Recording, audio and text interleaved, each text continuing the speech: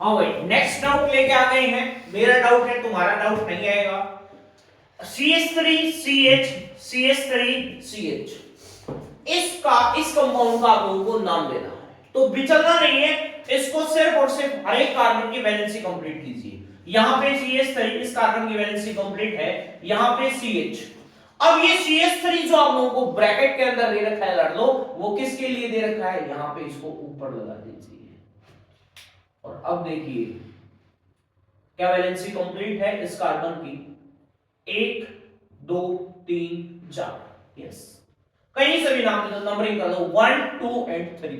तो कितना हो गया, 2 पे एक कार्बन है, तो मतलब क्या हो गया, 2 मिथाइल, 2 मिथाइल।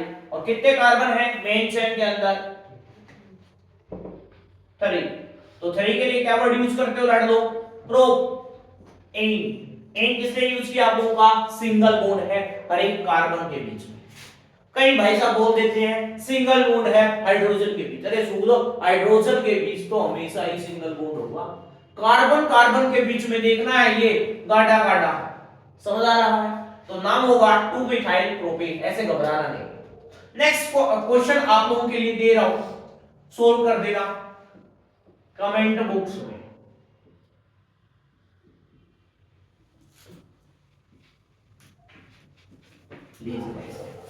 इसको आप लोगों को सोल्व करना है।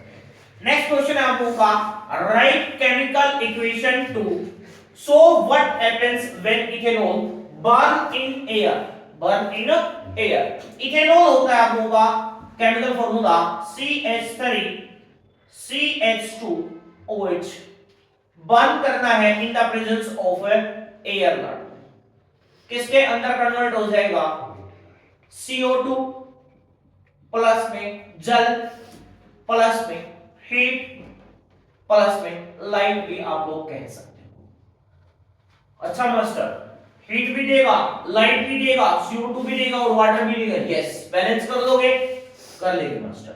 चल, तो इस कारण ही इथेनॉल का यूज किया जाता है आप लोगों का किसके लिए, फ्यूल में। किसके लिए यूज किया जाता है बेटा, फ्यूल में। नेक्स्ट क्वेश्चन है, heated at 443 kelvin in excess concentrated H2SO4। जब भी कंसंट्रेटेड H2SO4 आएगा, आप लोगों को क्या निकालना है, जल निकालना है। क्या निकालना है, जल। एक अल्फा से एक बीटा से। तो अल्फा क्या हो गया आप लोगों का, CH3 CH2OH in the presence of, थोड़ा सा हीट कर दो, मतलब दे रखा है इन्होंने 443 kelvin in the presence of concentrated H2SO4। Concentrated H2SO4 का काम होता है आप लोगों का जल निकालना।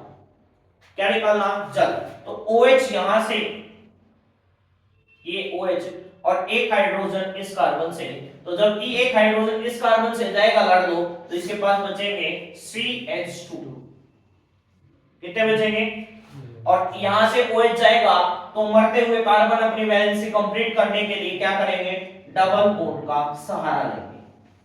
और कोई सहारा नहीं है, क्योंकि कंसंट्रेटेड H2SO4 ने इसका क्या छीन लिया है, एक OH और एक हाइड्रोजन। एक OH और एक हाइड्रोजन, समझ आ रहा है। तो इसका नाम हो जाएगा आप लोगों का इथ।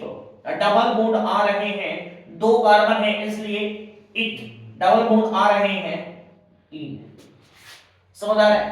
Next, react with acidified potassium dichromate. Potassium dichromate बोले तो K2Cr2O7, या फिर दूसरा आ जाएगा आप लोगों का KMnO4। इनमें से कुछ भी आ सकता है। दोनों ही मास्टर क्या है, ऑक्सीडाइजिंग एजेंट है। दोनों ही क्या है, ऑक्सीडाइजिंग एजेंट है। इन दोनों का ही काम होता है आप लोगों का ऑक्सीजन को ऐड करना।